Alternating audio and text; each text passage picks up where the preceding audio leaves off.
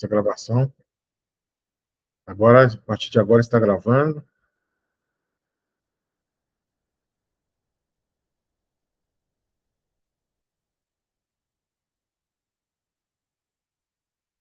Amém. Boa noite, pastor Angélica. Boa noite, pastor. Boa noite, César, Marcelo. Já coloquei para gravar, para não esquecer. Deixa eu permitir aqui. O Ian está chegando aí também.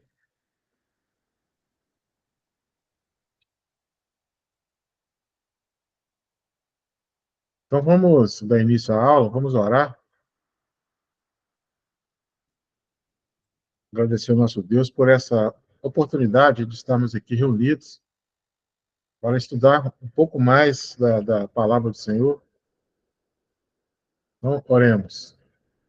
Senhor Deus, nosso Pai, Pai amado, neste momento, eu entro na tua presença para te agradecer, Pai. Te agradecer porque até aqui o Senhor tem nos sustentado, até aqui o Senhor tem nos ajudado, e o que nós fizemos até agora foi pela sua misericórdia. Porque se não fosse a sua misericórdia, nós já estaríamos perdidos. Pai amado, Pai querido, que o Senhor venha abençoar grandemente os irmãos que irão participar dessa aula hoje.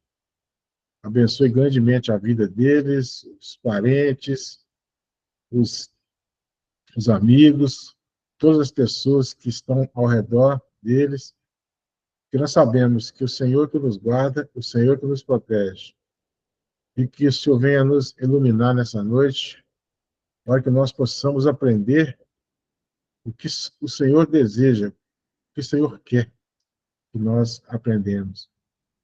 Pai amado, em nome do Senhor Jesus, eu te agradeço. Amém. Bom, irmãos, nós vamos falar hoje, a segunda aula, né, dos profetas menores. Nós já falamos dos primeiros 4 profetas, e agora nós vamos falar desses profetas aqui. Vou só compartilhar a tela aqui com vocês, para nós podermos, deixa eu ver o que isso vai dar.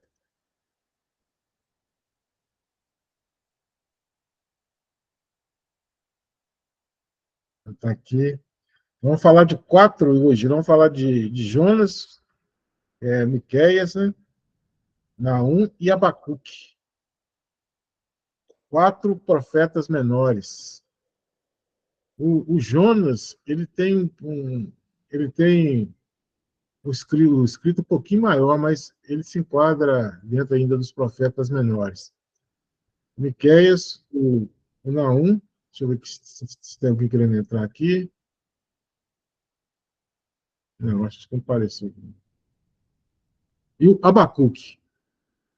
Essa aula ela será mais rápida, porque o conteúdo aqui não é tão grande, mas nem por isso vai deixar de ser eficaz para o nosso aprendizado, né? Então vamos lá. Esses são os 4 profetas que nós iremos falar essa noite. E semana que vem iremos falar os outros últimos 4, né? 4 profetas.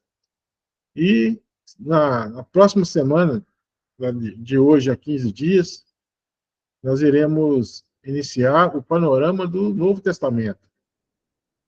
O Novo Testamento ele é bem menor do que o Antigo, mas também tem muito conteúdo para nós aprendermos. E o Novo Testamento, ele completa o Antigo.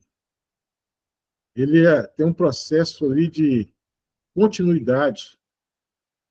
Muitas pessoas entendem que o Antigo Testamento é diferente, é um Deus do Antigo Testamento e é um Deus do Novo Testamento. Não é. É o mesmo Deus, a pessoa do Pai, do Filho e do Espírito Santo.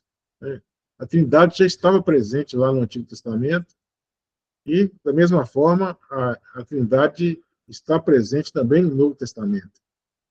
Só que na economia da Trindade, nós vamos dar um foco maior ao Filho, a Jesus. Porque no Antigo Testamento, se fala mais da ação do Pai. E do Novo Testamento, nós vamos falar da ação do Filho. Porque ele, o Pai, ele planejou, o Filho executou, e o Espírito Santo está aplicando em nossos corações essa bendita palavra do Senhor. Tem um pessoal aqui que não está conseguindo entrar, deixa eu ver aqui se tem alguma. Deixa eu ver aqui, habilitar.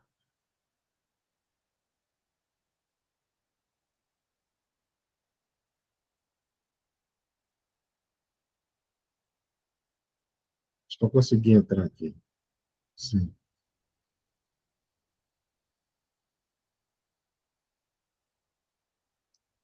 Aqui, deixa eu voltar aqui nos profetas.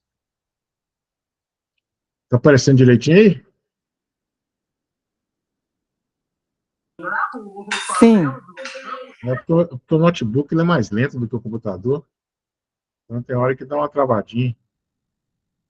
Então vamos lá. Falando nessa introdução a respeito do Novo e do Antigo Testamento, vamos entrar aqui nos profetas, né, propriamente dito. Deixa eu ver aqui se tem mais alguém aqui.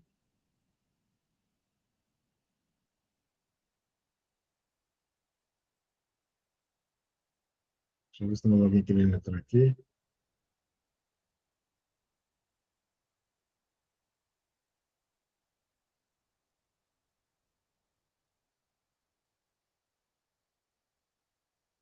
Tem aqui, tem a Mirlaine.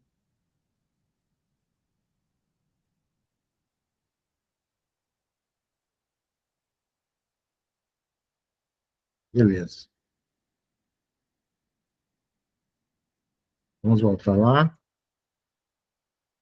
Tem que entrar de novo aqui, tem que abrir de novo.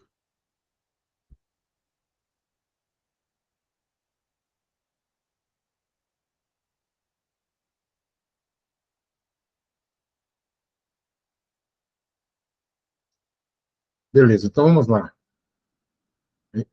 Essa aula é os profetas menores, parte 2. Nossa semana passada falamos sobre os profetas menores, parte 1. Então, é esses 4 profetas aqui. Deixa eu ver mais gente querendo entrar aqui. Não tem como eu ver. Aqui.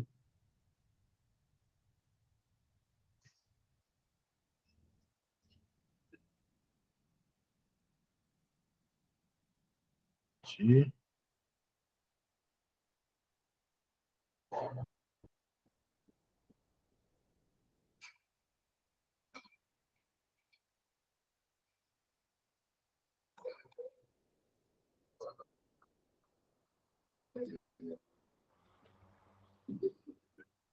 Estão vendo aí, né?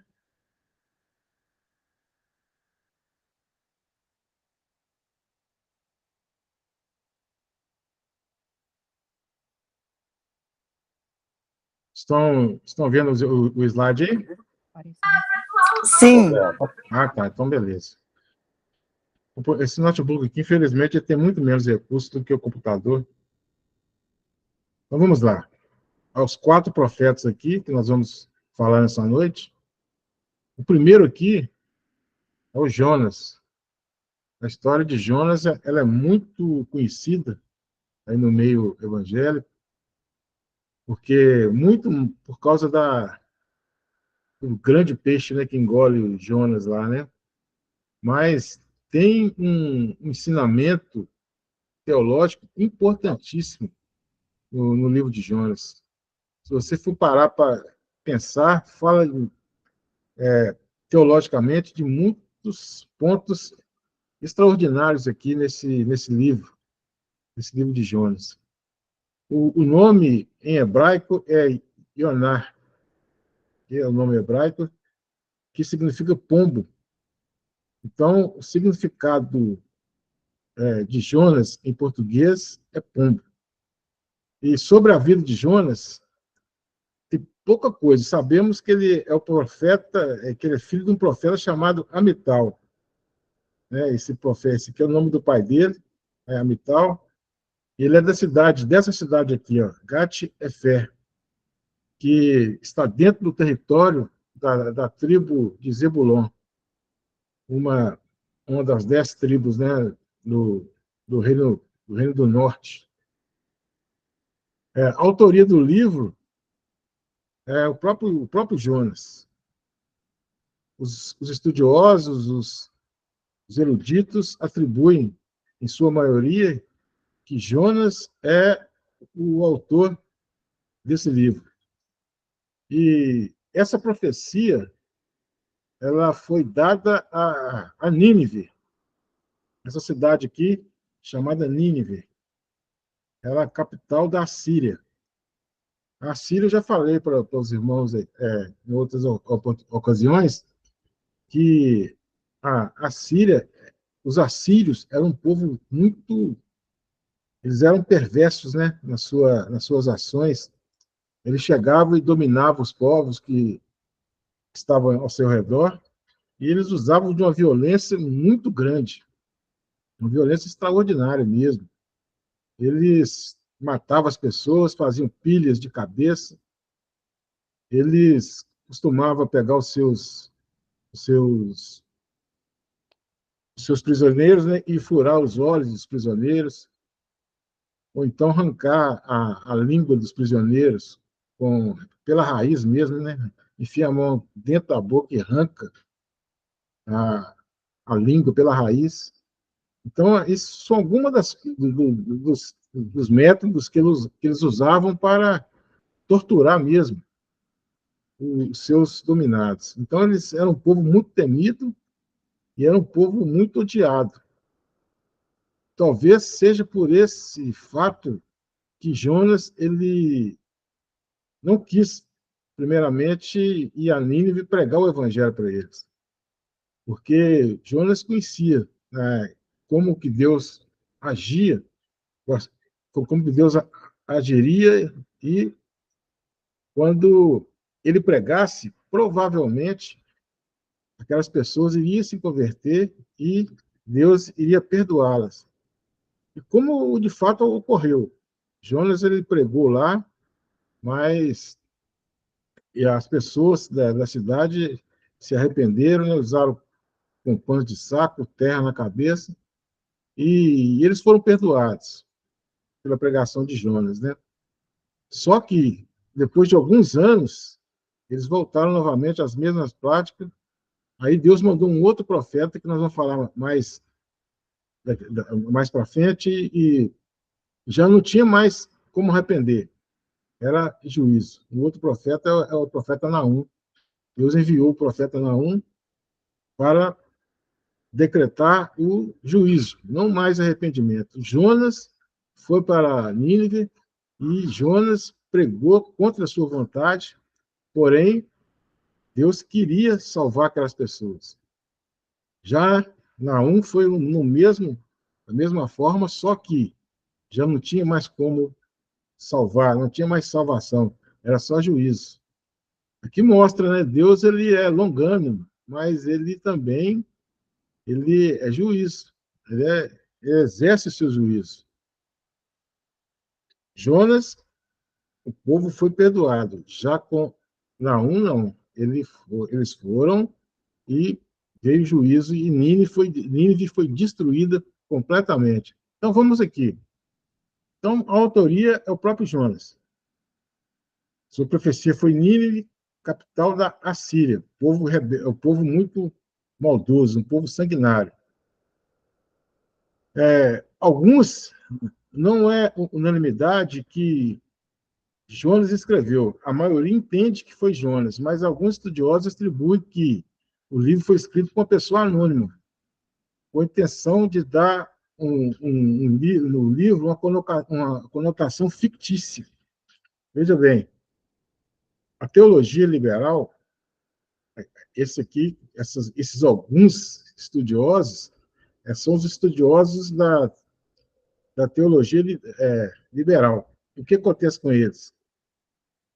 eles querem dar uma conotação ao livro de Jonas como se fosse uma história inventada, não fosse uma realidade, um acontecimento que realmente aconteceu na história e no tempo, e sim uma história fictícia. Porém, nós que somos conservadores não adotamos essa teoria, porque para nós realmente a história de Jonas foi uma história verídica, né? Então, Jonas, com certeza, era uma pessoa real. E aqui, essa passagem aqui, ó, 2 Reis 14:25, fala de Jonas. Né? Bem antes aqui dessa passagem aqui de, do livro do profeta Jonas, né? Fala aqui em 2 Reis 14, do profeta Jonas, que ele realmente é uma pessoa que existiu e não uma pessoa fictícia. E que a história de Jonas foi uma história real, acontecida no tempo e no espaço, e não uma invenção, não uma história. Vamos continuar aqui falando ainda sobre esse profeta. O Jonas, ele na Bíblia hebraica, ele não consta entre os livros mais importantes, porque a Bíblia hebraica tem uma divisão, né, da Bíblia hebraica, tem graus de revelações. E Jonas não está entre os profetas lá na Bíblia hebraica, e sim entre os escritos, que tem um grau de inspiração, segundo eles, menor. Mas nós entendemos que Jonas foi um profeta, e Jonas ele escreveu esse livro e a história foi uma história real. O conteúdo do livro descreve o profeta que foi mandado por Deus pregar uma mensagem de arrependimento a Nínive. Então, Deus mandou Jonas pregar uma mensagem de arrependimento a Nínive, a capital da Assíria. E Jonas não quis ir para Nínive. O que ele fez? Ele desceu para a cidade de Jope e depois pegou um barco para a cidade de Tarsis, com uma distância longa da de Nínive e totalmente no sentido contrário. Ele foi para um lugar mais distante possível, ele queria ir para o lugar mais distante possível do que ir para Nínive. Isso foi no sentido contrário. Mas Jonas, ele conhecia os atributos de Deus. Ele conhecia bem os atributos de Deus. O atributo da onisciência, da onipotência e, principalmente, da onipresença. O que Jonas tentou fazer? Ele entrou num barco e foi em direção a essa cidade para distanciar cada vez mais da onde que Deus tinha enviado. Aí tem uma discussão que a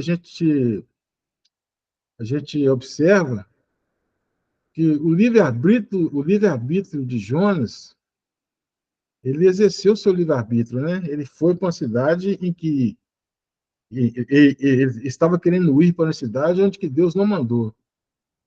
Mas Deus ele fez com que Jonas não exercesse. Jonas quis exercer o livre-arbítrio, mas Deus não permitiu. Amados irmãos, aqui vai uma reflexão para todos nós. As pessoas que estão no mundo, aí, as pessoas que estão na igreja, o arbítrio dessas pessoas, ele está contaminado. Ele está contaminado porque nós temos sempre a tendência de caminhar para o lado errado. Nós sempre temos a tendência de ir para um lado contrário à vontade de Deus.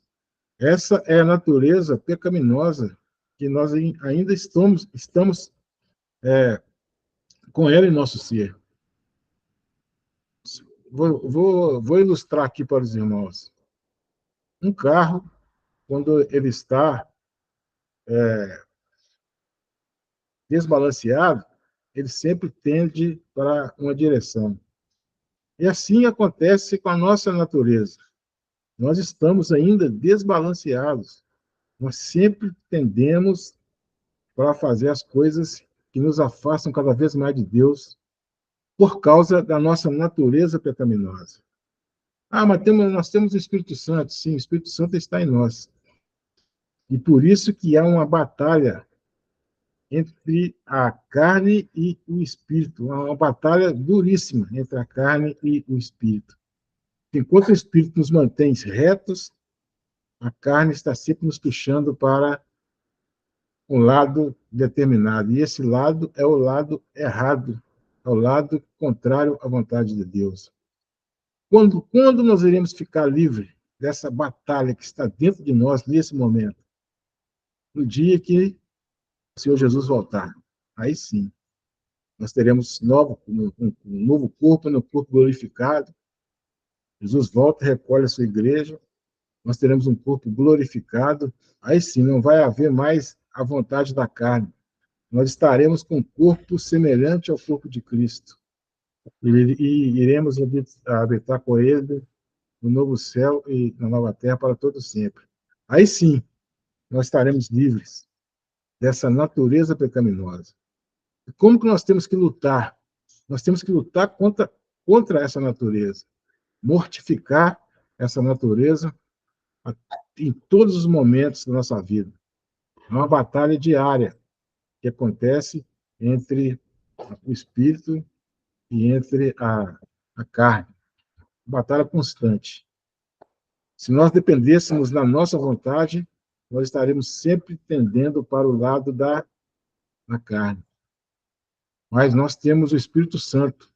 E quando nós temos o Espírito Santo, nós temos a condição de rejeitar, de mortificar essa questão da vontade da carne. Jonas, ele escutou a carne.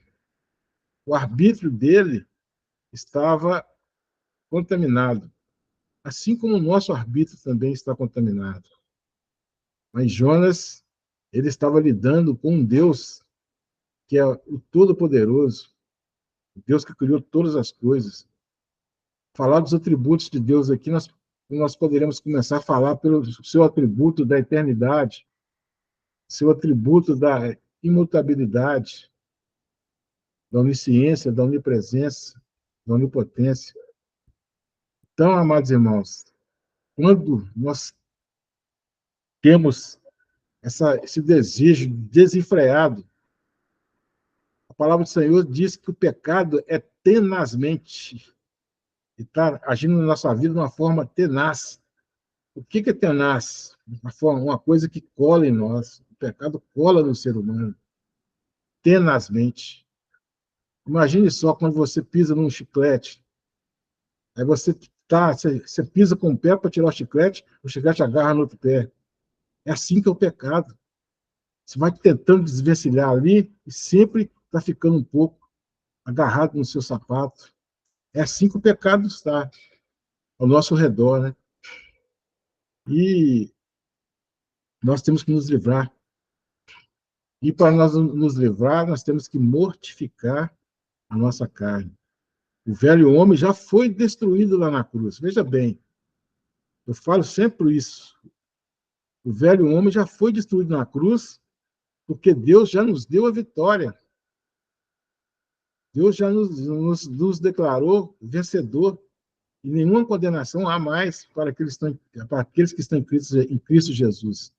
Deus já nos deu a grande vitória.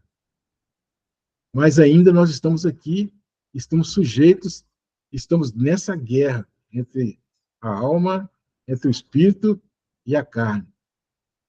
Mas nós sabemos, o mundo não sabe. Nós sabemos que nós, com a pessoa do Espírito Santo que habita em nós, nós temos condições de vencer essa natureza pecaminosa que há em nós. Então, Jonas deu vazão à sua carnalidade. Veja que Jonas era um profeta, conhecia o Senhor, mas mesmo assim, o seu desejo foi de fugir. E ele entrou naquele barco e houve ali aquela tempestade. Aí a história nós conhecemos bem a história. Houve aquela tempestade e aquele povo que estava ali, naquele barco, eles eram pessoas ímpias, que tinham vários deuses, né? Tinha vários deuses, mas mesmo assim eles consultaram os deuses deles. Porém, Jonas sabia. Jonas foi até dormir, estava até dormindo lá no porão. Aí Jonas sabia que o problema era ele. Então ele mesmo pediu que fosse julgado lá no mar para que parasse aquela tempestade. E os ímpios, os pagãos, mesmo sabendo que o que estava acontecendo com eles era pelo motivo de que Jonas estava lá, mesmo assim, eles ficaram assim com receio de lançar Jonas ao mar, porque sabia do Deus de Jonas. Eles ficaram assim com medo de haver uma retaliação sobre aquela embarcação. Mas não foi isso que aconteceu.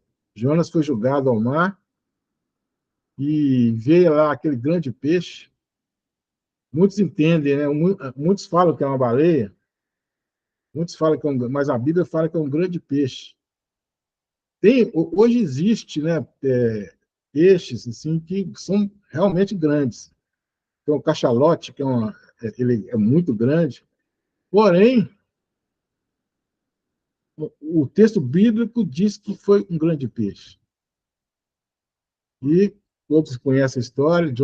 Jonas ficou ali 3 dias ali no ventre daquele grande peixe. E o peixe levou ele de volta para o lugar onde é que ele tinha desembarcado, né, nas proximidades ali. O que aconteceu?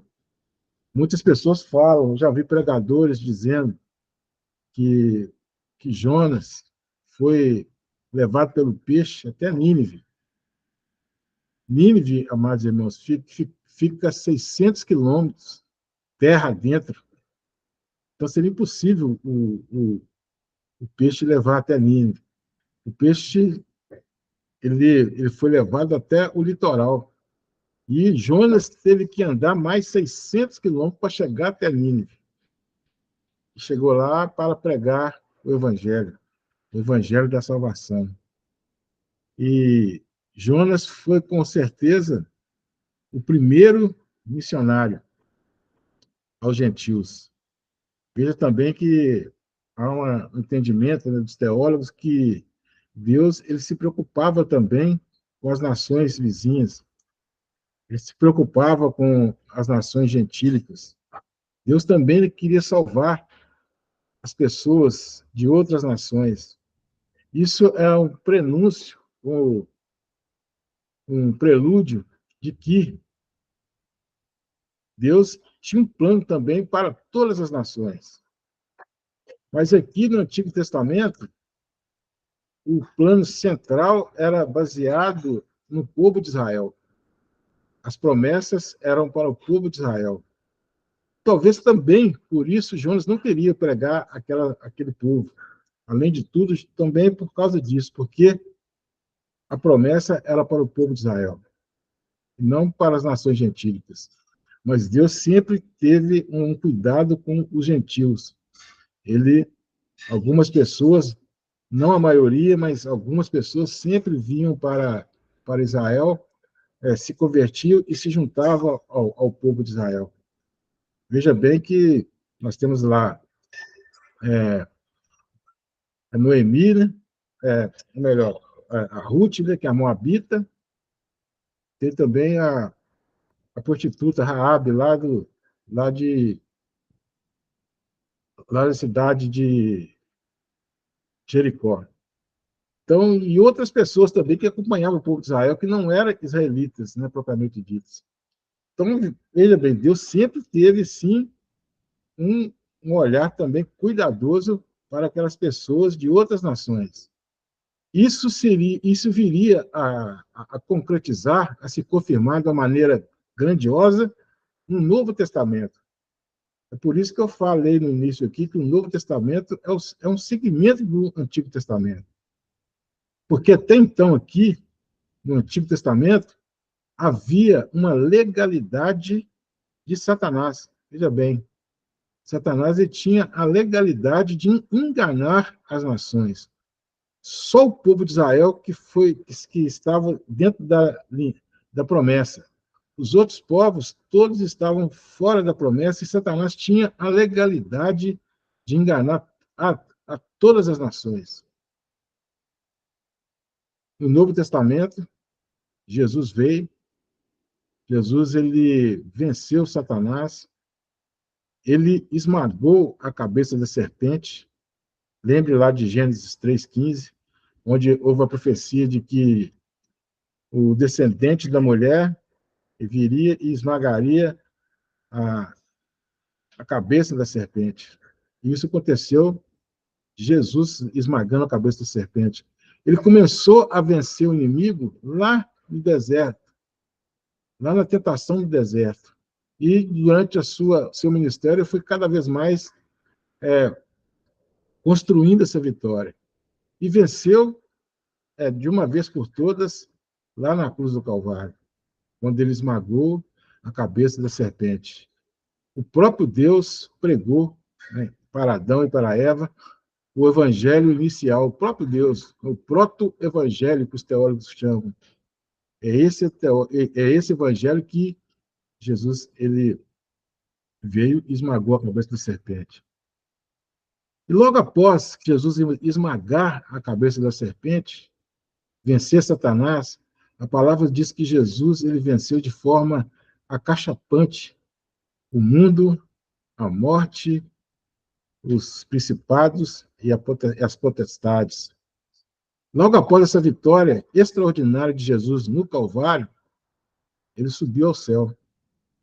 Ele foi assunto aos céus, né? Ficou 40 dias aqui na terra, depois ele foi assunto aos céus, e lá, Apocalipse 4, 5, lá ele recebeu o livro da mão do Pai. E ele voltou e disse que me foi dado toda a autoridade, tanto no céu como na terra. Ide e pregai o evangelho a toda criatura, batizando-os em nome do Pai, do Filho e do Espírito Santo. A legalidade de Satanás acabou. Satanás freava as nações lá no Antigo Testamento. Agora ele não tem mais como frear o crescimento do Evangelho. O Evangelho seria pregado abundantemente em todas as nações. Desse momento da morte de Jesus na cruz até passado ali uns 30, 40 anos, todo o Império Romano já estava, todo não, né? A maioria do Império Romano já tinha se conhecido o Evangelho tinha se espalhado por uma forma exponencial. Por quê? Porque o inimigo não tem mais poder de segurar o Evangelho, de barrar o crescimento do Evangelho nas nações, coisa que ele tinha lá no Antigo Testamento por causa do pecado e por causa da legalidade que o homem mesmo lhe atribuiu quando ele pecou. Então, Jonas, podemos dizer que ele foi o primeiro evangelista aos gentios. Depois tivemos, né, já no Novo Testamento, o grande apóstolo Paulo, que foi o apóstolo dos gentios, e através dele, né, das suas 3 viagens missionárias, o apóstolo Paulo plantou igrejas em todo o mundo conhecido, né? Na Ásia Menor, na Grécia, ele plantou igrejas nessas suas 3 viagens missionárias. E veja bem que coisa interessante, o apóstolo Paulo também passou por dificuldades quando ele viajava de navios. O navio dele que ele estava, ele, ele afundou, né? Ele afundou e ele teve que ir para uma ilha. Veja bem que coisa, né? O Jonas, já, que foi o primeiro evangelista do Antigo Testamento, foi um evangelista já do Antigo Testamento, e o apóstolo Paulo, o evangelista, o grande evangelista do Novo Testamento. Então vamos continuar aqui, ver aqui se a gente consegue. Ainda falando de Jonas, porém Deus é soberano. em suas ações. E após a desobediência de Jonas, que partiu para um sentido contrário a Nínive. Eu estou recontando aqui a história para que nós possamos memorizar cada vez mais.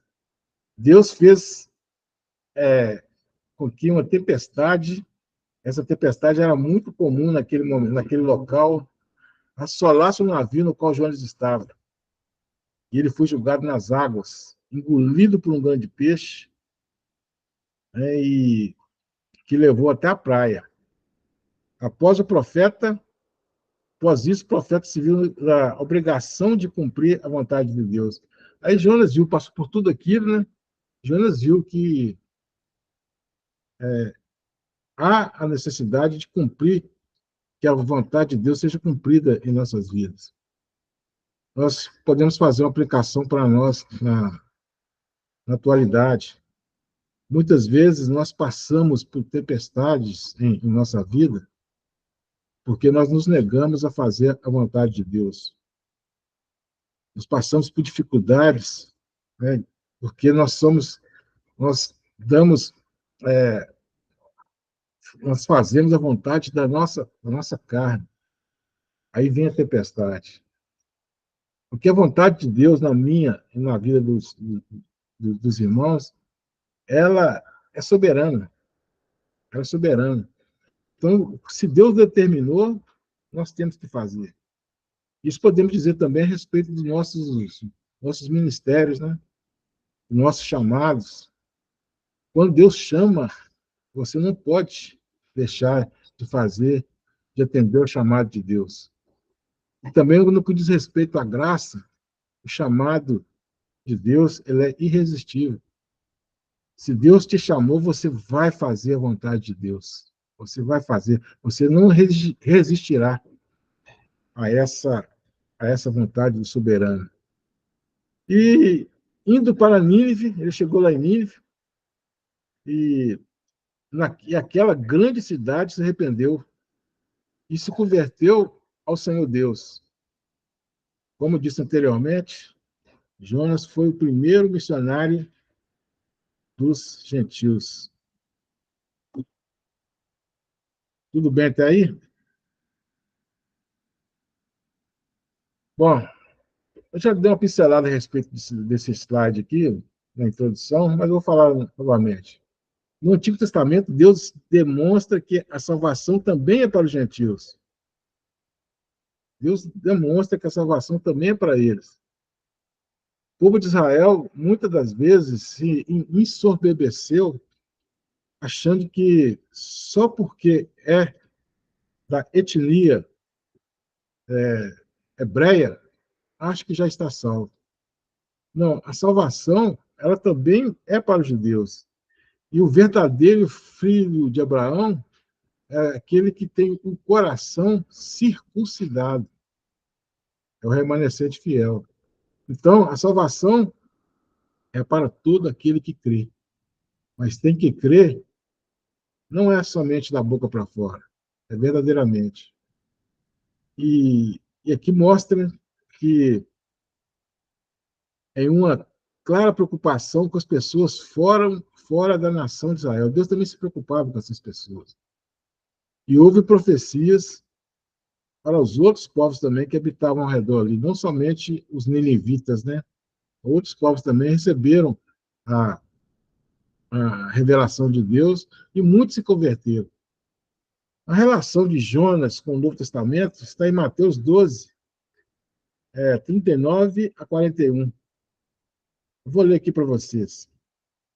Ele, porém, respondeu: uma geração má e adúltera pede o sinal, mas nenhum sinal lhe será dado, senão o do profeta Jonas. Porque assim como esteve Jonas 3 dias e 3 noites no ventre de um grande peixe, assim o Filho do Homem estará 3 dias e 3 noites no coração da terra. Ninivitas se levantarão no juízo com essa geração e a condenarão, porque se arrependeram com a pregação de Jonas. Eis aqui quem é maior do que Jonas. Jesus também fala aqui que ele iria passar 3 dias e 3 noites no ventre, né, no centro da terra, na sepultura, assim como Jonas passou os 3 dias lá no ventre do grande peixe. E os ninivitas, eles ouviram a mensagem e aceitaram a mensagem. E muitos gentios também irão ouvir a mensagem que Cristo irá propagar e também irão aceitar. Não somente o povo de Israel, mas também os gentios. E, para falar a verdade, o povo gentílico, eles receberam a mensagem do cristianismo bem mais em termos de número do que o povo de Israel. O cristianismo começou com os judeus, claro, todos os apóstolos eram judeus, todos aqueles que estavam lá no cenáculo no dia de Pentecostes eram judeus, aqueles povos que estavam ali no dia de Pentecostes, que foram impactados, né, 3.000 com a pregação de Pedro, também eram judeus. Então, a igreja, o cristianismo nasceu num contexto judaico. Mas dali por diante, houve a perseguição dos judaizantes, houve também a perseguição do Império Romano, e isso fez com que os gentios aderissem com mais facilidade ao Evangelho de Cristo. Veja que o apóstolo Paulo, quando ele chegava em uma determinada localidade, a primeira coisa que ele fazia era ir numa sinagoga. Sinagoga era um lugar onde tinha pelo menos 10 homens, sem contar mulheres e crianças. Onde que tinha 10 homens reunidos ali, que se reunissem, era uma sinagoga. O apóstolo Paulo, a primeira coisa que ele fazia é ir na sinagoga. Ele pregava, alguns dos judeus se convertiam, outros não. Aí depois que ele via que a situação ali estava consolidada, ele saía e ia pregar aos gentios.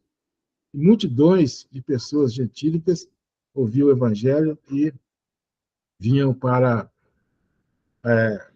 o cristianismo, né? Então veja que foi assim que começou esse crescimento do cristianismo e depois tomou conta de todas as localidades do Império Romano. Então vamos voltar aqui. É, essa passagem aqui, temos uma passagem paralela, né, entre Jonas 4, 10 e 11, com João 3,16, que nos dá a ideia do grande amor que Deus pelas pessoas, de um modo geral. E aquela passagem de João 3,16, que fala, porque Deus amou o mundo, e enviou seu Filho amado, né, para que todo aquele que nele crê não pereça, mas tenha vida eterna. Então, esse, essa questão da passagem paralela entre esses 3,16 e também a passagem de Jonas 4, 10 e 11. E Deus, ele não faz acepção de pessoas. Deus, ele não faz. Deus, ele não olha que o tipo da pessoa, ele não faz nenhum tipo de diferenciação. Se o evangelho veio de encontro ao coração daquela pessoa, essa pessoa é uma pessoa escolhida de Deus. E Deus irá salvar. E aqui diz que esse Jonas 4, 10 e 11 diz o seguinte: tornou o Senhor, tens compaixão da planta que não te custou trabalho, a qual não fizeste crescer, que numa noite nasceu e numa noite pereceu? Não hei de eu ter compaixão da grande cidade de Nínive, em que há mais de 120.000 pessoas que não sabem discernir entre a mão direita e a mão esquerda, e também muitos animais? Aqui é a compaixão de Deus com as pessoas fora do povo de Israel. Deus também tinha compaixão com eles. Veja bem a quantidade de pessoas. A cidade era muito grande e tinha 120.000 pessoas, né? E essa planta aqui, que está se referindo aqui o texto, é a bobodeira, né? Que é essa mesma, ma, essa mesma mamona que nós temos aqui, que ela cresceu, deu sombra para Jonas e depois ela morreu. E Jonas ficou indignado. Veja que Jonas ele era um profeta, ele conhecia Deus, mas em alguns momentos ele dava muito mais valor, né? Dava vazão aos seus desejos carnais. Ele ficou indignado com o Senhor por causa dessa abobodeira. E muitas vezes também nós agimos dessa forma. O Senhor faz grandes maravilhas por intermédio de nós, e quando acontece alguma coisa mínima, a gente para e diz: oh, por que Deus? E muitos chegam até a se revoltar contra Deus. Mas Deus, ele sabe de todas as coisas. Deus, ele tem as peças do quebra-cabeça. Ele monta tudo. Ele está montando o quebra-cabeça. Só ele tem essa condição. Só ele tem a visão do todo. Nós temos a visão somente do aqui e do agora. Deus não. Deus tem a visão de tudo. Deus, ele é aquele que pode completar todas as peças desse imenso quebra-cabeça que é a nossa existência.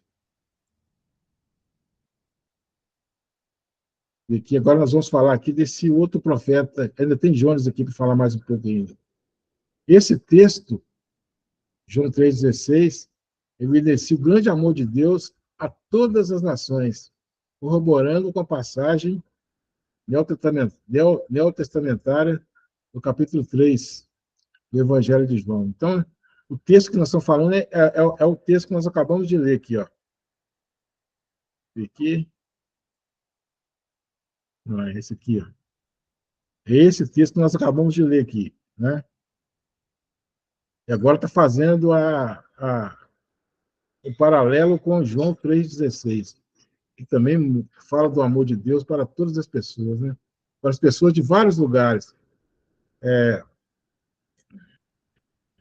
Então, aqui, para o fechamento aqui de Jonas, a salvação é todo, salvação é para todo aquele que crê. Se você crê, você tem a salvação.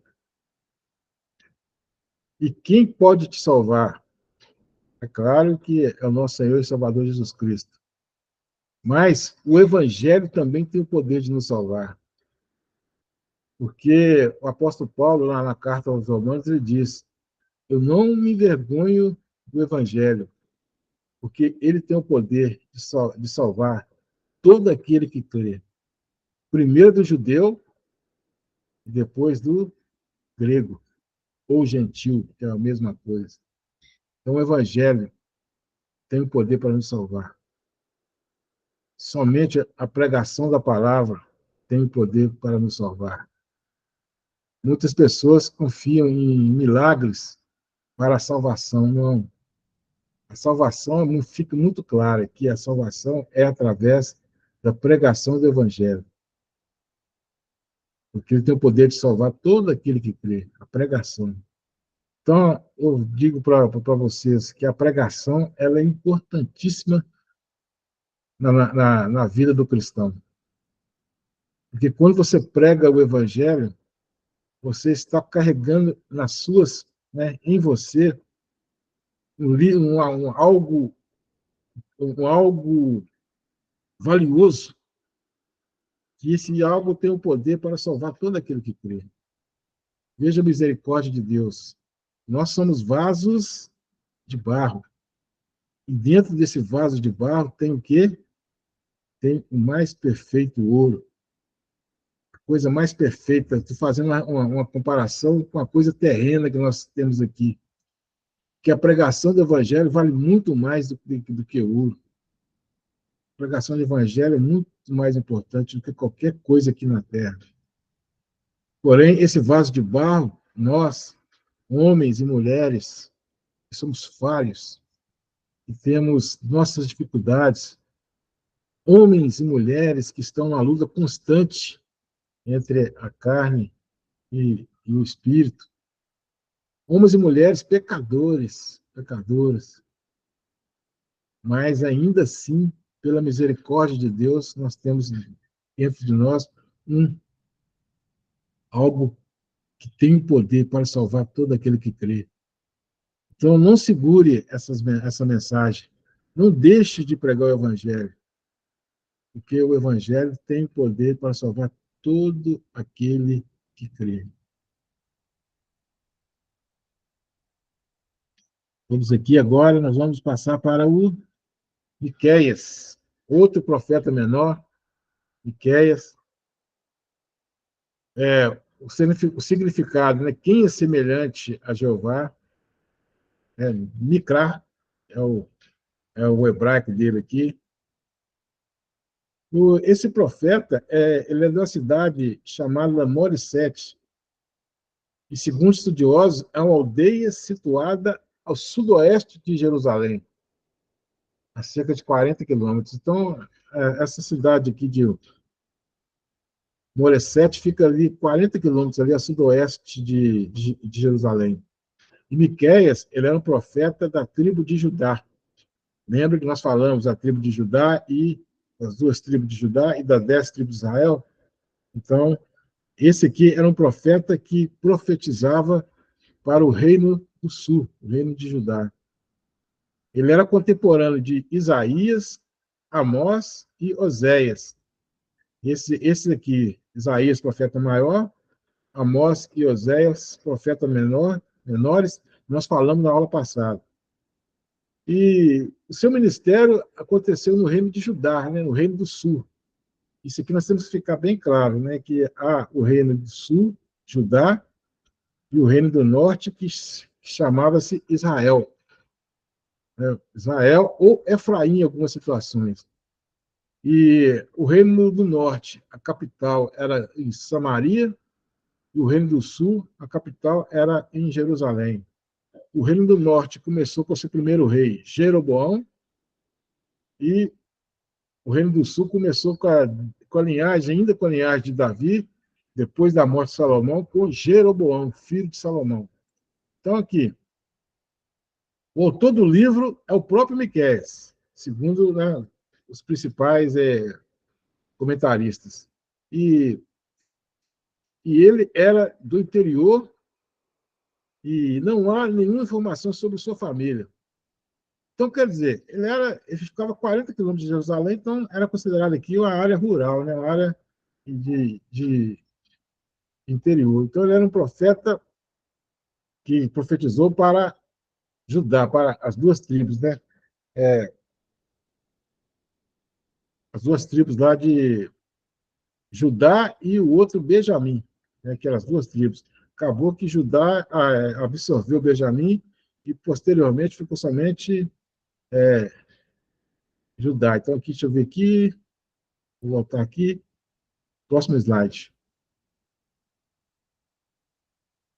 Bom, conteúdo da profecia desse profeta, Miqueias, sobre o juízo para as capitais do Reino do Sul. Veja bem que ele profetizou para o Reino do Sul, Jerusalém, e também profetizou para Samaria, Reino do Norte. Então, ele foi o profeta, um daqueles profetas que profetizou tanto para o Reino do Sul, e em algumas ocasiões ele também profetizou para o Reino do Norte, que tinha capital lá em Samaria. E a sua principal profecia, veja bem que os profetas eram aquelas pessoas que traziam a, a vontade de Deus para o povo, que Deus queria que os profetas do Antigo Testamento, tanto os profetas maiores como os profetas menores, eles eram porta-vozes de Deus. Essa é a principal função dos profetas. E, uma forma secundária, quando eles serviam de porta-vozes de Deus, eles também profetizavam no sentido de acontecimentos futuros. Mas o mais importante era aquele momento que eles estavam profetizando para aquele povo. Muitas pessoas olham para o Antigo Testamento e veem assim que acham que as profecias que os profetas diziam aqui ficavam no vácuo. Não. Essas profecias, primeiramente, eram para o povo da época.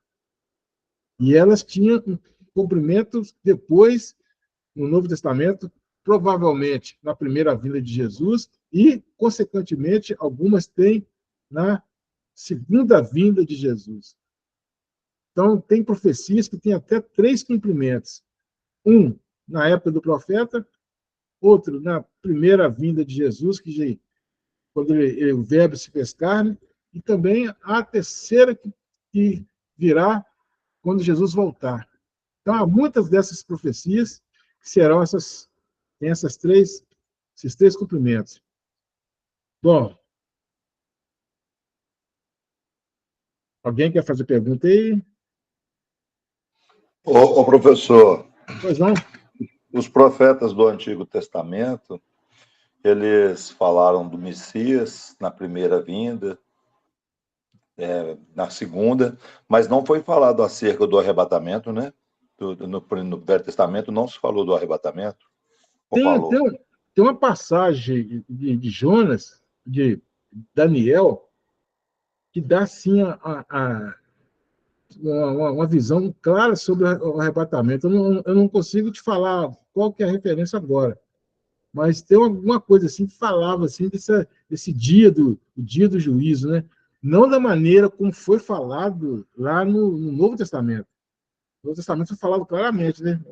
Na Tessalonicenses foi falado claramente, né? Que Jesus viria, arrebataria a igreja, aqueles que com corpos transformados e aqueles que já dormiram serão ressuscitados, né? Isso aí fica claro no Novo Testamento.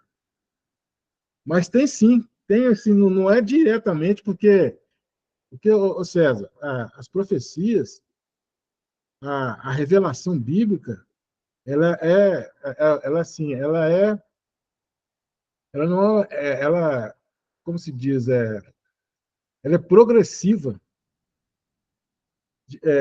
Deus revelou aos profetas até naquele momento ali de uma forma progressiva que seria cada vez mais se cumprindo ao longo das escrituras, né? Revelação progressiva, igual, por exemplo, a primeira coisa que Deus falou, né? Que o, aquele que descendente da mulher, o descendente da mulher esmagaria a cabeça da serpente. Foi muito simples, né? Assim, tal. Mas de acordo com o desenvolvimento dos escritos bíblicos, foi formando essa ideia até que Jesus veio e pisou na cabeça da serpente mesmo. Então, a revelação é progressiva. Então, às vezes, tem uma coisa que lá no Antigo Testamento que não é tão assim clara, mas vai ser mais trabalhada a fundo no Novo Testamento. Então, a revelação é progressiva. Por isso, nós temos que ler a Bíblia com essa lente, de uma forma que, com o entendimento de que a revelação ela é progressiva e de acordo com o caminhamento da obra de Deus na salvação, ela vai se desvendando, né? É por isso que nós temos que ter muito cuidado em estar interpretando as profecias da maneira correta, porque senão a gente faz uma bagunça, né? Bagunça violenta. Então, eu creio, eu não consigo te lembrar agora qual que é a referência. Tem uma passagem de Daniel que dá a entender assim, muito, né, desse grande dia. Né? E o Novo Testamento, então, em Tessalonicenses, lá, o apóstolo Paulo ele fala com todas as letras, né, dessa questão do arrebatamento. Depois eu vou olhar, o livro de Daniel ele não é muito grande, não. Depois a gente olha e vê qual que é a referência correta. Tranquilo, César? Tá joia. Então aqui, falando ainda aqui do Miqueias,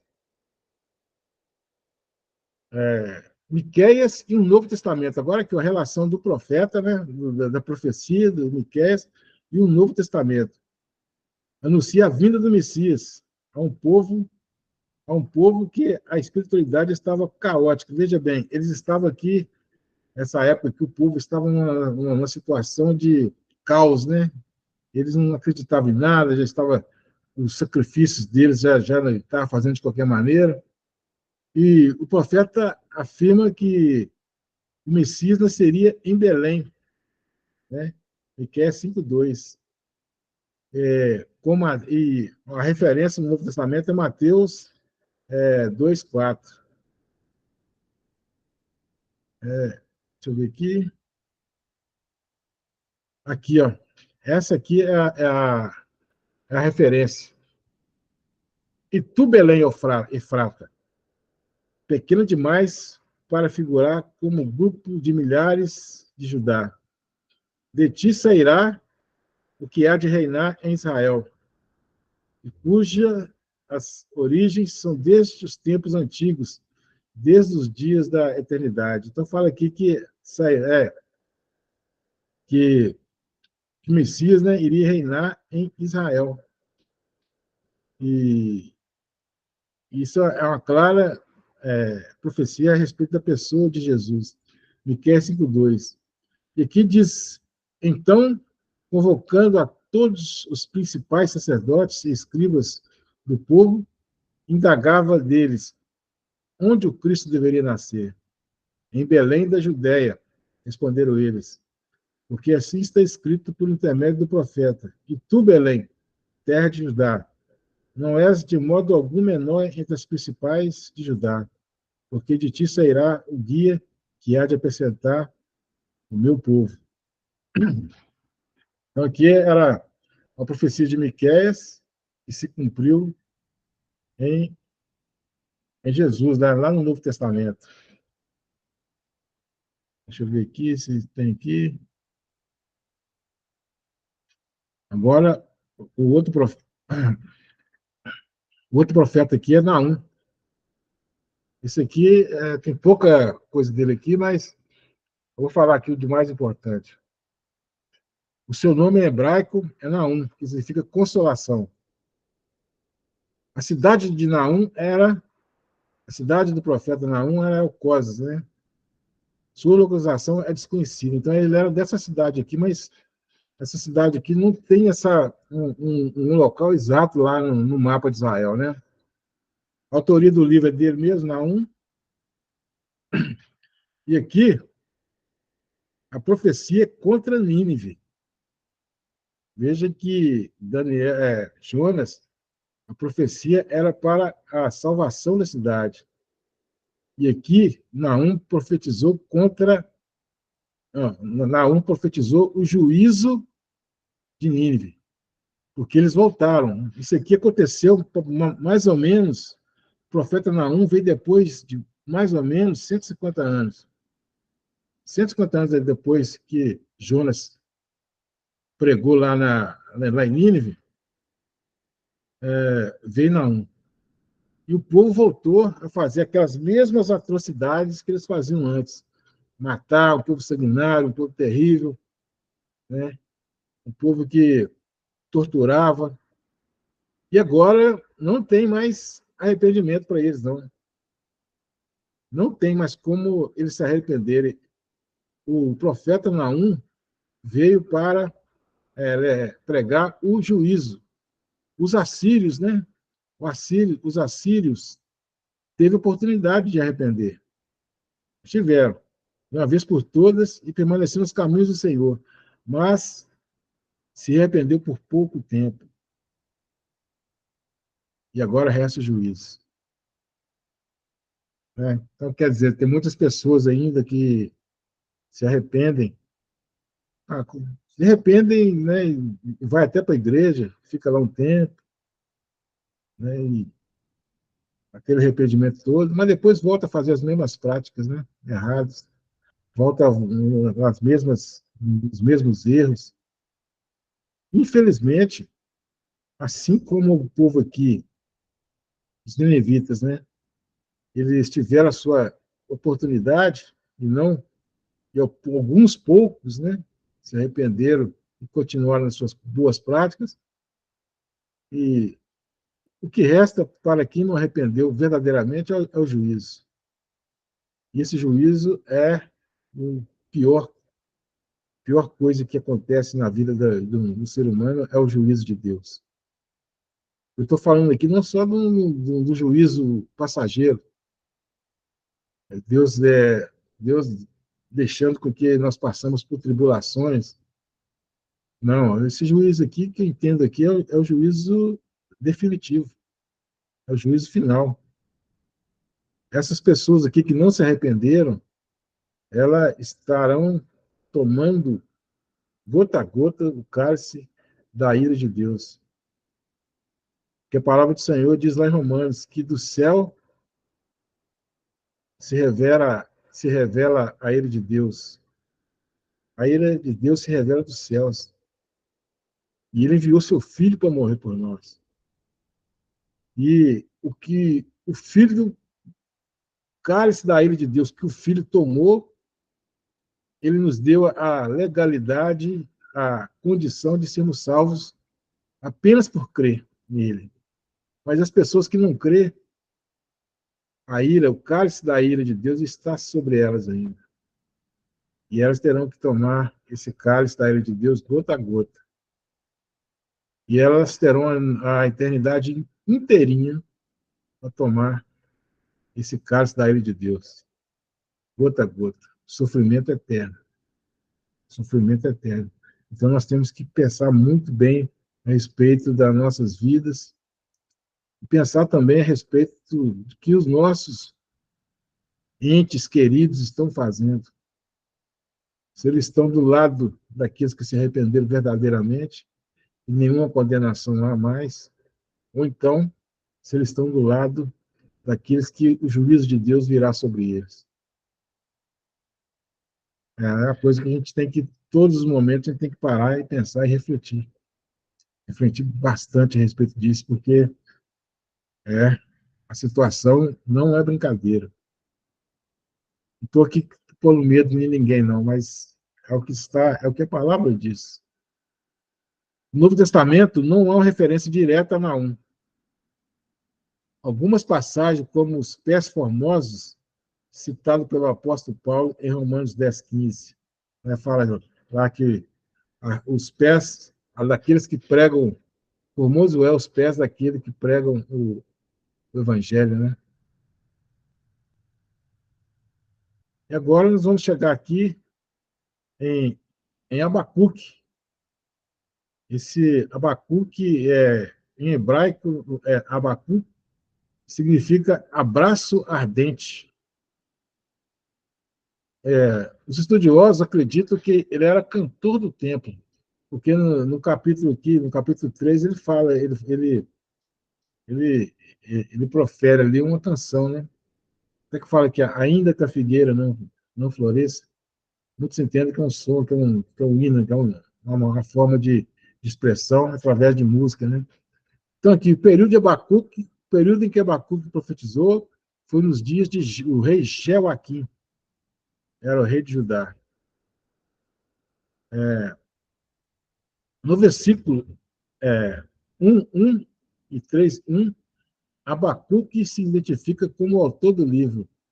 Então, o profeta Abacuque, ele se identifica no próprio livro, dizendo que ele é o autor. A advertência do profeta Abacuque: até quando, Senhor, clamarei por socorro, sem que tu ouças? Até quando gritarei a ti violência, sem que tragas salvação? Porque me fazes ver injustiça e contemplar a maldade? A destruição e a violência estão diante de mim. Há luta e conflito por todo lado. Aqui o profeta ele estava questionando a Deus, né? Tinha muito isso também, né? O profeta ele tinha essa forma de conversar com Deus, né? Ele estava questionando a Deus por que Deus iria permitir que uma nação ímpia viesse de longe para poder trazer juízo ao povo, ao povo, ao reino de Judá, ao povo de Judá. Eles estavam perguntando, por quê? Por que, Deus? Eles são mais pecaminosos do que nós, eles fazem coisas piores do que nós, e mesmo assim, o Senhor dá essa condição deles virem aqui e levar o seu povo cativo para uma terra distante. Mas Deus diz que a vontade dele, por causa da iniquidade, por causa do pecado do povo de Judá, era a vontade dele que eles fossem levados cativos lá para a Babilônia. Só que os excessos serão também juízo. Esse povo que irá levar eles lá para o cativeiro, eles também sofrerão juízos de Deus por causa dos seus excessos. E houve muito excesso ali na levada do povo para a Babilônia. Os caldeus, eles eram também, não quanto os assírios, porque os assírios eram piores, mas os caldeus também, eles não tinham misericórdia, né? Os babilônicos não tinham misericórdia também. Eles faziam muita ruindade. Eles levavam ali o povo, os povos cativos, eles amarravam pelo pescoço e iam puxando aquelas pessoas, eles montavam um cavalo e as pessoas correndo, todas elas amarradas pelo pescoço. Muitos em anzóis. Anzóis era um gancho que eles punham na garganta das pessoas e puxavam ali. Aquelas pessoas correndo ali 700 quilômetros, de pé no chão, descalço, e muitas vezes sem roupa nenhuma. Então, isso também não era fácil, não. Mas Deus estava vendo tudo isso e Deus também iria cobrar desses caldeus, né, dos babilônicos, essas maldades. E Deus também cobrou de Edom. Edom são os descendentes de Esaú, aquele irmão de Jacó que estava no ventre da sua mãe Rebeca. Eram povos irmãos. E o povo de Edom, os edomitas, ficavam vibrando quando o povo de Israel estava sendo levado cativo. Olha, melhor, o povo de Judá, né? Vamos usar a linguagem correta. O povo de Judá estava sendo levado cativo. E alguns que conseguiam escapar, os próprios edomitas pegavam eles ou entregavam para as autoridades babilônicas, ou então mesmo, eles mesmos matavam aquelas pessoas que tentavam fugir. E eles faziam isso com alegria. E Deus também trouxe o juízo. Nós falamos até na aula passada. Deus também trouxe o juízo sobre eles. E hoje, e pouco tempo depois, os edomeus, ou os edomitas, né, descendentes de Edom, de Esaú, foram exterminados da face da terra. O último deles foi os Herodes. E o último Herodes que foi estipado, foi tirado ali da face da terra, foi aquele que foi comido de bicho, que não glorificou o Senhor. Então, Abacuque tinha essa coisa no seu coração de achar que era... Como que Deus ele permitiu uma coisa dessa? Mais uma vez eu falo, Deus ele tem o quebra-cabeça todo, né? Ele tem as peças do quebra-cabeça. E o povo merecia, o povo de Israel merecia, porque eles estavam, o povo de Judá mereciam, porque eles estavam realmente em um caos espiritual. Eles idolatravam, eles adoravam o deus Moloque, ele adorava o deus Azerá, que era uma deusa, né? A deusa Azerá, que era um poste ídolo. Poste ídolo era um formato de um pênis, né? Gigante. E eles estavam ali adorando o poste ídolo. E que eles também passavam seus filhos ao fogo, né? Queimavam seus filhos. Então, tudo aquilo que os povos da época, os povos daquela época, daquela região faziam de errado, o povo de Israel, o povo de Judá também começou a fazer, faziam, né? E eles precisavam disso. Veja bem, eles foram lá para a Babilônia, ficaram 70 anos na Babilônia, voltaram da Babilônia, e eles já voltaram sem essa questão da idolatria. Quando eles vieram para reedificar o templo e reedificar os muros da cidade de Jerusalém, em momento nenhum é descrito que eles estavam adorando outros deuses, postes ídolos, né, nos bosques, eles, no momento nenhum é relatado isso. E veja que eles faziam coisas erradas, né? Igual Malaquias, né, que fala que eles estavam fazendo sacrifícios de uma maneira errada, levando cordeiro defeituoso para ser sacrificado. Eles não estavam fazendo coisas erradas ainda, mas não se fala mais de idolatria, porque eles aprenderam lá no cativeiro que não se deve adorar outros deuses. Tanto que no Novo Testamento a gente não vê nenhuma repreensão de Jesus aos, aos fariseus a respeito de idolatria. Eles tinham muitas outras coisas, eles faziam muitas outras coisas erradas, né? A legalidade, né? Muita legalidade, essas coisas todas, mas não se fala mais de idolatria, porque o povo aprendeu lá no cativeiro, da maneira mais difícil e mais cruel de todas. Eles aprenderam que há somente um Deus. Há somente um Deus. E assim tem que ser conosco também, na nossa atualidade. Nós temos que crer que há somente o Deus. Muitas pessoas ainda entendem que você pode se prostrar diante de ídolos ou estátuas. Não, nós temos que nos prostrar diante do Deus vivo, do Deus Todo-Poderoso, somente Ele. Nós temos que nos prostrar. Mas tem um perigo que é eminente, porque nós não levantamos um Deus físico, uma estátua, nada disso. Nós não fazemos isso. Mas muitas vezes nós temos ídolos no nosso coração. A gente levanta ídolos no nosso coração. Isso é o mesmo que a idolatria.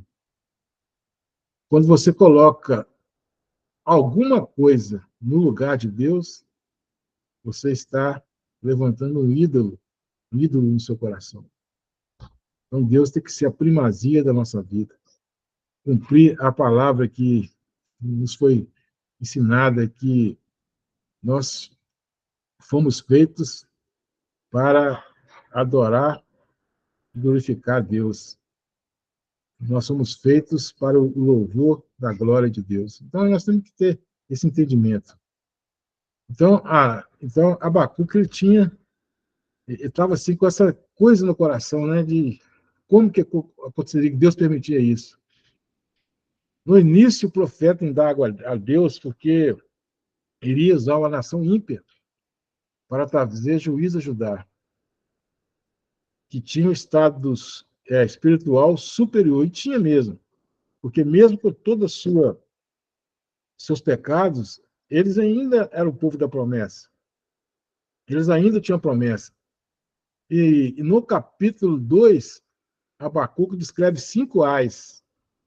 Veja que nós temos também ais, Jesus falando, né, alguns ais, e lá em Apocalipse também tem os ais, né, sobre a Babilônia. E termina no capítulo 3 com a oração pedindo a Deus para avivar o seu povo. Então, Deus ele entendeu o propósito de Deus, que o povo iria cativo, mas seria para o bem do povo. O povo iria tirar de uma vez por todas a questão da idolatria. E ele fala aqui, pedindo para avivar o povo. Nós falamos aqui nas aulas passadas, né, que os profetas eram assim. Eles agiam. Primeiramente, o povo se desviava. Os profetas pregavam para o povo retornar, e se o povo não retornasse, viria o o castigo do juízo, e depois do juízo o povo iria se arrepender e viria a restauração, a redenção. Essa era a maneira que Deus agia, que Deus agiu no Antigo Testamento. E da mesma forma Deus age hoje também, dessa mesma forma. Deus age hoje também. A gente peca, Deus ele traz o juízo nas nossas vidas, a consequência do pecado. A gente arrepende, se arrependeu verdadeiramente, ele restaura. Assim também como era naquela época, também é nos dias atuais, né? E aqui Abacuque, Abacuque 1,17, este versículo o apóstolo Paulo usa para fundamentar a teologia da justificação, que é o tema central da carta de Romanos, né? Que é a justificação pela fé. E diz aqui, o apóstolo Paulo diz lá em Romanos: pois não me envergonho do evangelho, porque é o poder de Deus para a salvação de todo aquele que crê, primeiro do judeu e também do grego, visto que a justiça de Deus revela no evangelho, de fé em fé, como está escrito: o justo viverá por fé. O apóstolo Paulo pega esse Abacuque 1,17, né, que fala sobre o justo viverá pela fé, e coloca aqui na teologia que ele escreveu lá na carta aos Romanos. A carta aos Romanos é a carta mais doutrinária de todas do apóstolo Paulo. E aqui ele fundamenta que o justo viverá pela fé. E esse versículo foi fundamental para que o Martim Lutero entendesse que a salvação é pela graça. Só dando aqui a pincelada aqui a respeito de Martim Lutero. Martim Lutero era um monge agostiniano. Ele foi aquele que deu início lá, o início não, ele concretizou a reforma protestante lá no século XVI. Porque ele tinha dentro dele assim, um, um, um sentimento de impotência, porque ele via que ele era um pecador. Ele via que ele tinha coisas da carne dele. Ele era um pecador. E ele entendia que, como ele é um pecador, ele tinha que fazer obras, boas obras, para poder se ver livre daquele pecado. Aí ele leu esse versículo aqui de Romanos, que o justo viverá por fé. Aí ele pensou, opa, peraí, eu estou subindo a escadaria de 100 degraus de joelho, eu estou pagando indulgências para que meus parentes sejam tirados do purgatório e lançados no céu. Eu estou fazendo muitas coisas, fazendo obras para obter a minha salvação.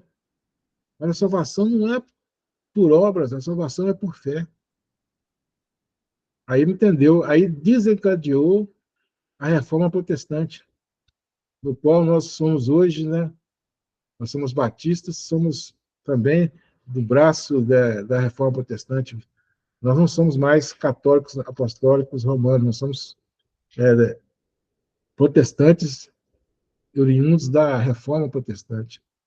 Porque os reformadores, eles entenderam que a Bíblia tem que ser lida e interpretada, e que a Bíblia é a única regra de fé e prática que nós temos, e que ela é suficiente, ela é inerrante, ela é suficiente para nos trazer os planos da salvação. E é isso que a Reforma Protestante fez. Não acreditam mais em outras revelações, somente a Bíblia. E o justo viverá pela fé, e a salvação é pela graça. Então aqui acabou, irmãos. Acabou nossa aula de hoje. Nós falamos sobre esses 4 profetas aqui. Vamos ver aqui como que...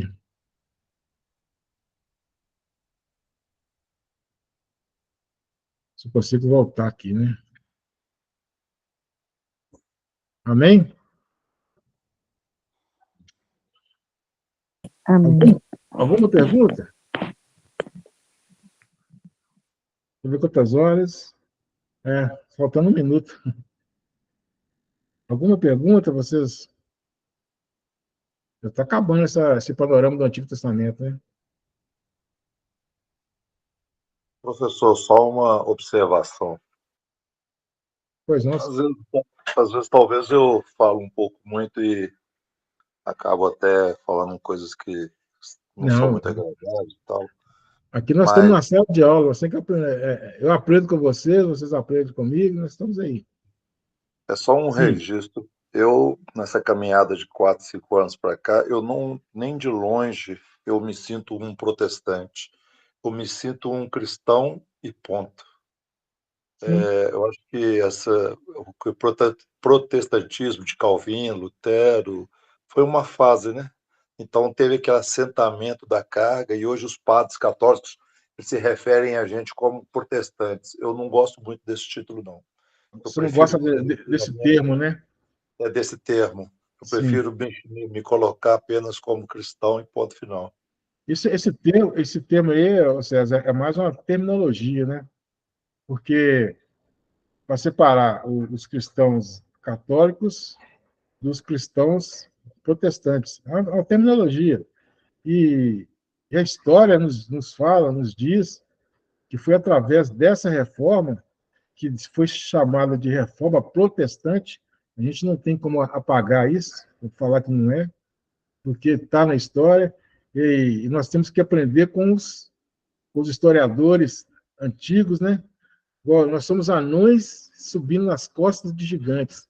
Então a gente não pode apagar simplesmente porque a gente não gosta de um determinado termo, mas que foi usado lá e assim foi essa ramificação. Eu não vejo problema nenhum dizer que nós somos protestantes, porque para você dizer que você é um protestante, você tem que conhecer o que era feito antes na igreja medieval. E esses homens aí, eles vieram para contestar as coisas que eram feitas lá na igreja medieval. Eu vou falar com você, era muita coisa ruim. Então é por isso que veio esse título protestante. Nós não temos como tirar esse título, né, e dizer que nós somos somente cristãos. Mas nós, cristãos, né, muitos segmentos aí são cristãos também. E nós temos que ter, infelizmente, né, nós temos que nos diferenciar dos outros segmentos que se dizem cristãos. Né? E o que foi dado pela história é essa questão de protestantismo. Cristãos protestantes. E foi caminhando. Hoje tem até uma diferenciação, algumas coisas que está ramificando cada vez mais, né? Aí tem lá desses protestantes, vem o luteranismo, que é do próprio Lutero, vem o anglicanismo, né, que é lá da igreja da Inglaterra, o luteranismo é da Alemanha, né, de Lutero, o calvinismo, né? Então, assim, houve essas ramificações, e isso aí, nós não tem como fugir dessas ramificações. Errado ou certo, mas uma coisa eu falo, né, nós não temos como fugir porque faz parte da história. E quando você apaga alguma coisa que historicamente é comprovada, que é falado, que já está comprovado historicamente, dá um problema. Por exemplo, tem muitas questões que o concílio, né, do Vaticano I, Vaticano II, tem muitas coisas que eles pensam, tentam assim, eles veem que eles não está correto, mas eles vão desmentir coisa que está sendo ensinado lá do passado longínquo, vai trazer uma confusão muito grande. A própria história, né, a história do Brasil, tem coisas que a gente sabe que é errado. A gente sabe que nós somos ensinados de uma maneira que foi dito apenas pelo um lado da moeda, né, que é os europeus, né? E aí os índios e os negros, como é que fica? A gente está errado, né? Mas, por exemplo, Só um exemplo aqui da história, né, para a gente ficar. Por exemplo, eles falam que Pedro Álvares Cabral descobriu o Brasil por engano. Hoje em dia, muitas correntes, muitos eruditos já contestam isso. Fala que ele sabia perfeitamente que aqui tinha uma terra. Ele veio para cá. Ele ia para a Índia, mas ele veio para cá sabendo que tinha terra aqui. Então, vai desconstruir isso, dá um problema muito grande.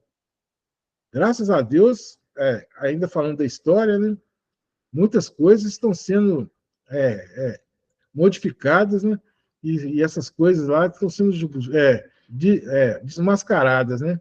Mas muitas coisas assim ainda ficaram escondidas ainda pelo fato de que o etnocentrismo, que é o meu entendimento do meu povo é melhor do que o entendimento do seu povo. Então é uma coisa muito, muito complexa, né?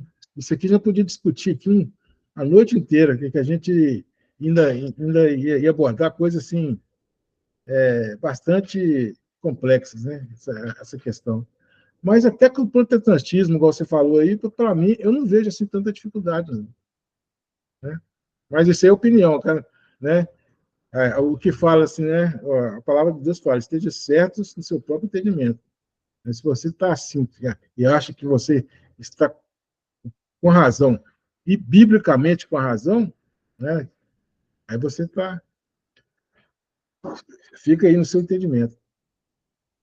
Porque o que move o mundo são os questionamentos, né? Eu sempre falo isso com os irmãos, que quando você ensina alguma coisa, você está passando conteúdo, mas quando você tem um entendimento contrário, aí você vai pesquisar, você vai aprender, você vai buscar, né? Aí você vai adquirir mais entendimento ainda. Então, é por aí. Entre muitas outras coisas, o senhor falou uma coisa muito bonita aí. O senhor falou que somos anões subir num cadastro de gigantes. Muito bacana isso. Muito bacana. Mais alguma pergunta? Podemos orar?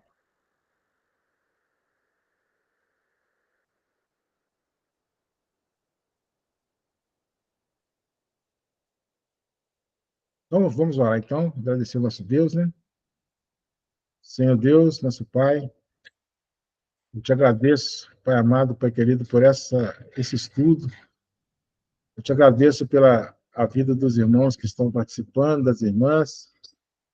Pai amado, abre o nosso entendimento cada vez mais, para que nós possamos entender cada vez mais o que o Senhor nos revelou através da tua palavra. Abençoe grandemente os alunos que não puderam estar conosco nessa noite. Mostre para eles também que há uma necessidade de estar estudando cada vez mais a tua palavra, para que nós possamos replicar, que nós possamos cada vez mais divulgar esse evangelho que é o poder de Deus para salvar todo aquele que crê. Assim eu oro e te agradeço. Em nome do Senhor Jesus. Amém.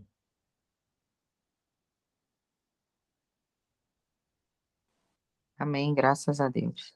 Amém. Amém. Vamos dar a bênção apostólica.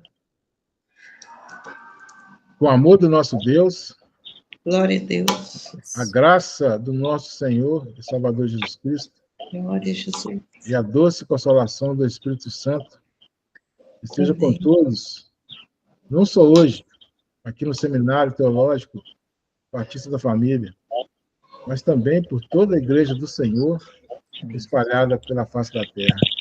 Amém, Jesus. E que haja paz e salvação a todo Israel de Deus. Glória. Toda aquela que tem fé. Pode dizer amém? Amém. Amém, graças a Deus. Amém. Boa noite, irmãos. Até a Boa próxima. noite, pastor. Boa Boa noite noite. a todo mundo. Que Deus abençoe a todos. Amém. Boa semana.